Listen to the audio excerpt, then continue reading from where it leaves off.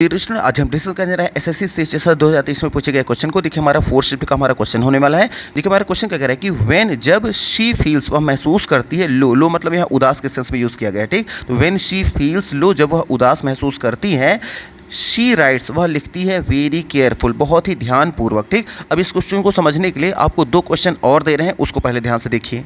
सबसे पहले इन तीन सेंटेंसों का आइए देखते हैं। देखिए हमारा पहला क्वेश्चन क्या कह रहा है कि शी इज़ वह है, क्या है, वेरी केयरफुल। अब देखिए वेरी क्यों, शी इज़ देखिए यहाँ है, और वेरी केयरफुल क्या है, ये हमारा क्या है, एडजेक्टिव और एडवर्ब की तरह काम कर रहा है। अब ध्यान से देखेंगे तो इज़ एम आर के बाद कोई दूसरी वर्ब आई है सेंटेंस में, नहीं आई है। जब इज़ एम आर के बाद कोई दूसरी वर्ब नहीं आती है तो इज़ एम आर हमारा सेंटेंस का मेन वर्ब कहलाता है। ये हमारा प्रेजेंट इंडेफिनिट टेंस बनता है, ठीक। अब इसमें अगर ध्यान से देखें क्या सेंटेंस में कोई काम हो रहा है, पहले अगर बात करें सेंटेंस की तो शी इज़ वेरी केयरफुल वह बहुत ही केयरफुल है। इस सेंटेंस में क्या कोई काम हुआ, नहीं हुआ। जब is am are was verb के बाद कोई एडजेक्टिव एडवर्ब आ जाता है, जो भी आता है उसमें, अगर कोई मान लीजिए अगर इज़ एम आर या वॉज वर्ब के बाद अगर कोई चीज़ आती है तो याद रखिएगा उसमें अगर कोई एक्शन नहीं हो रहा है तो उसके बाद हमेशा एडजेक्टिव रखा जाता है। जैसे केयरफुल क्या है हमारा एक एडजेक्टिव, अगर एक एडजेक्टिव आ गया तो इसके पहले एडवर्ब लगाया जा सकता है, ठीक। इसका मतलब कि एडजेक्टिव आना कन्फर्म है।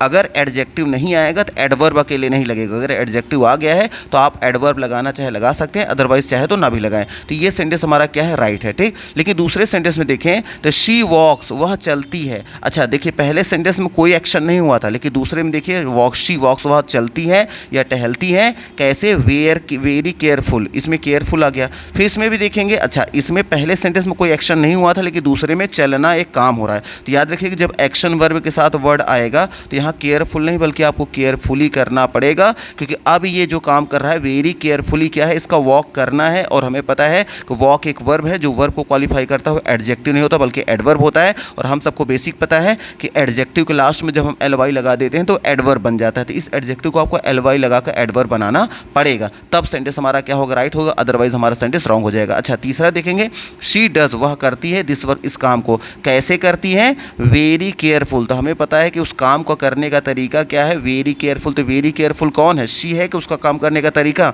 उसका काम करने का तरीका डज वह करती है। कैसे करती है, वेरी केयरफुल। तो इस सेंटेंस में भी एक एक्शन पाया गया, काम पाया गया कि कोई काम करना। तो शी डज वह करती है दिस वर्क इस काम को। कैसे करती है, वेरी केयरफुल। तो किसी काम को करने का जो तरीका होता है एडजेक्टिव नहीं बताता बल्कि एडवर्ब बताता है। तो यहाँ पर भी केयरफुल का क्या करना पड़ेगा, हमें केयरफुली करना पड़ेगा, ठीक। तो आपने देखा कि पहले सेंटेंस में कोई काम नहीं हुआ था तो केयरफुल लिखा गया। दूसरे सेंटेंस में वॉक चलने का काम हुआ तो केयरफुली हो गया। तीसरे में देखा जाए तो इसमें क्या हुआ कि डज करने का काम हुआ, दिस वर्क इस काम को। तो किसी काम को जब किया गया तो फिर से केयरफुली हो गया। अब क्वेश्चन में आइए देखते हैं। देखिए क्वेश्चन क्या कह रहा है कि शी राइट्स वह लिखती है, क्या आ गया, वेरी केयरफुल। तो हम सबको पता है कि लिखना तो एक काम हो गया ना। अगर सेंटेंस में कोई एक्शन ना होना पाया जाता, जिस सेंटेंस में कोई काम ना होता तो वहाँ केयरफुल लिखते। लेकिन जब कोई काम हो रहा है तो किसी काम अगर कोई हो रहा है तो अब आगे आएगा तो वहाँ एडजेक्टिव नहीं बल्कि एडवर्ब। और हम सबको पता है कि एडवर्ब कैसे लगाएंगे, जब लास्ट में एल वाई जोड़ देंगे तो बन जाएगा एडवर्ब। तो इसको ना यहाँ होना चाहिए था वेरी केयरफुल नहीं बल्कि वेरी केयरफुली। अब यहाँ देखेंगे ऑप्शन कहाँ है, देखिए ऑप्शन है ऑप्शन नंबर